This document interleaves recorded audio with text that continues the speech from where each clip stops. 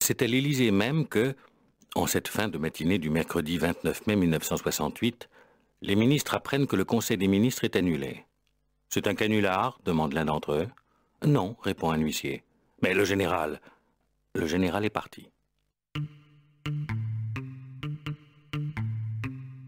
Le Premier ministre même, Georges Pompidou, ne sait pas pour où le général de Gaulle est parti.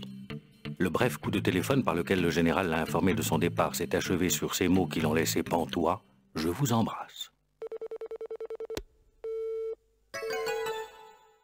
Cette disparition du général de Gaulle signifierait-elle que le pouvoir est à ramasser? Il a suffi de quelques semaines pour que la France passe de l'ennui à la chienlit.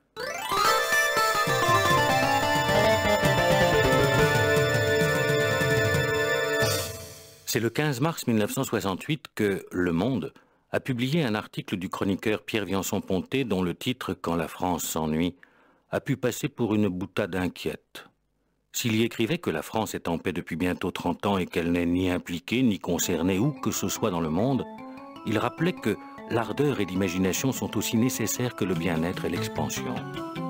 Depuis le 3 mai, l'ardeur et l'imagination sont dans la rue. Tout est allé très vite. Le 3 mai, la police a fait évacuer la cour de la Sorbonne occupée par des étudiants de Nanterre où, la veille, les cours ont été suspendus. Le 4 mai, c'est à la Sorbonne même que les cours ont été suspendus. Les syndicats, le SNES-SUP et l'UNEF ont aussitôt appelé à une grève illimitée. Et les manifestations ne cessent plus. Le 6 mai, les échauffourées du quartier latin font plus de 600 blessés parmi les étudiants, plus de 340 parmi les policiers. Le lendemain, ce sont 30 000 étudiants qui manifestent dans Paris et qui, partis de la place d'Enfer Rochereau, viennent chanter l'Internationale devant la tombe du soldat inconnu. Dans la nuit du 10 au 11 mai, la police prend d'assaut quelques 60 barricades dans un quartier latin en état de siège. Combats brutaux dans les lames de gaz lacrymogènes, les fumées de voitures incendiées.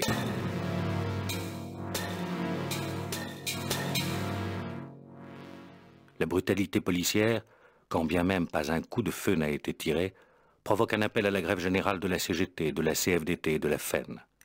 Le 13 mai, pour le 10e anniversaire du retour au pouvoir du général de Gaulle, des millions de manifestants scandent ce slogan dans toute la France, « 10 ans, ça suffit ». Ce qui n'empêche pas le général de partir dès le lendemain en voyage officiel pour la Roumanie. Quelques heures après son retour précipité, lors d'un conseil restreint consacré au maintien de l'ordre le 19 mai, le général déclare « La réforme, oui, la chienlit, non ». On évalue à quelques 6 millions le nombre des grévistes. La grève avec occupation d'usine est adoptée à l'unanimité, moins une voix. Depuis le 14, depuis que les 2000 ouvriers de Sud Aviation à Château-Bougon ont décidé de l'occupation de leur usine, l'exemple s'est multiplié. Et 10 jours plus tard, ce sont 10 millions de salariés qui ont cessé le travail. Ni le vote par le Parlement d'une loi d'amnistie relative aux manifestations étudiantes, ni l'allocution radio-télévisée du général de Gaulle qui annonce un référendum sur la participation, ni les négociations qu'engage Georges Pompidou avec le patronat et les centrales ouvrières n'apaisent l'extraordinaire mouvement qui tient de la kermesse, du meeting permanent et de l'émeute. Pas un politique qui semble avoir la moindre prise sur des événements qui ne sont pas une révolution, mais qui tiennent du coup d'état d'esprit.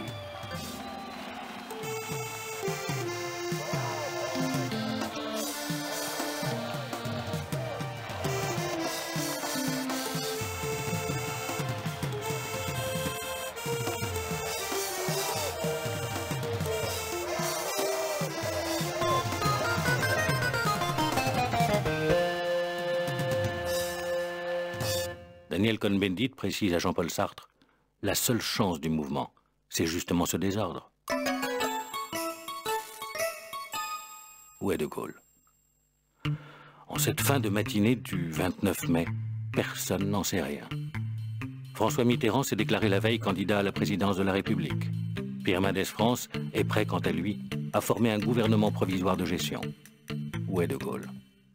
Ce n'est qu'en fin d'après-midi, un peu après 18 h, que depuis Colombey les deux églises, il fait savoir qu'il est de retour. Il rentre de Baden-Baden, où il est allé voir le général Massu qui commande les troupes françaises stationnées en Allemagne. Il y a conjuré la tentation qu'il a eue de se retirer.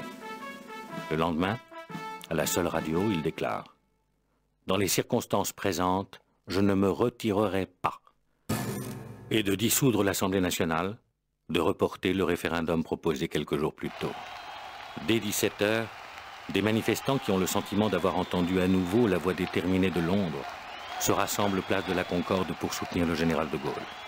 Une demi-heure plus tard, la foule qui assure « De Gaulle n'est pas seul » et brandit des milliers de drapeaux tricolores commence de remonter les Champs-Élysées derrière Michel Debré, André Malraux, Maurice Schumann, Jox, Michelet. Dans la nuit même, la distribution de l'essence reprend.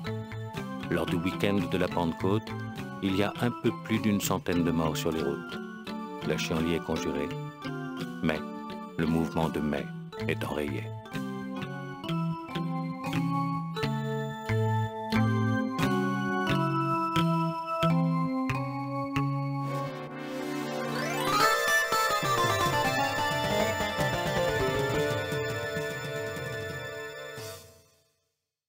Si vous aussi vous avez apprécié cette vidéo et si vous pensez comme Napoléon, l'histoire est un mensonge que personne ne conteste. Je vous invite à laisser votre avis, liker la vidéo, vous abonner à la chaîne et pourquoi pas partager cette vidéo. Merci.